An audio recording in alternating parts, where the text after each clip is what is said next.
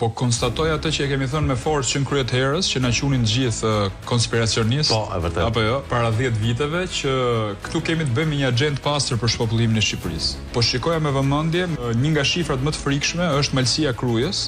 Ka nikur 48% banorëve. Këtë e kam parë edhe nga shkuara ime në terren, sepse kur më bëre ftesën, unë po kthehesha nga një nga shkollat që ishte mbyllur në Culli, kryeqendra e Malësisë Krujës. Kur mbyllet fshati në kryeqendrën e Malësisë Krujës, imagjino ç'a ndodh me fshatrat e tjerë, si Mafsheqi që ishte mbyllur shkolla, pjesa e Bretit, Shqeza, Culli Zall, Culli Kam, është Bruzmali, Bruzalla dhe të gjithë fshatrat e tjera duke shkuar drejt Qafshtamës.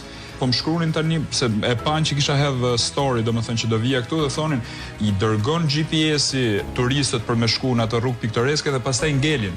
Ngelin edhe shkojnë banorët për t'i nxjerrë nga situata. Ngelin se nuk ka më rrugë, që do të thotë këta njerëz kanë ikur për një arsye shumë thjeshtë, se nuk kanë qendër shëndetësore, nuk kanë shkollë, nuk kanë kohë, shërbimet e shtetit. Nuk kanë asgjë fare. Ska dorë në shtet. Prandaj kanë ikur. Shumica kanë zbrit në Kamës, pjesa tjetër në Krujë, në Fushkruj, por pjesa më e madhe me çam rezulton mua nga intervistimet që kam bërë në terren, kanë ikur jashtë shtetit, sepse nuk kanë asnjë lloj shansi.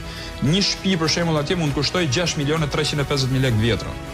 Po mirë se po kushton kaq, po kush po e ble shtëpinë? Pra keni parasysh diçka, ne duhet ndajmë mendjen, a e kemi prioritet turizmin për këto Alpet, për këto fshatra të bukura, paketa maleve, për mendimin tim nuk ekziston fare nga dhënat që kemi në terren. Pra nuk ka as fëmijë, as pleq. Kjo është situata.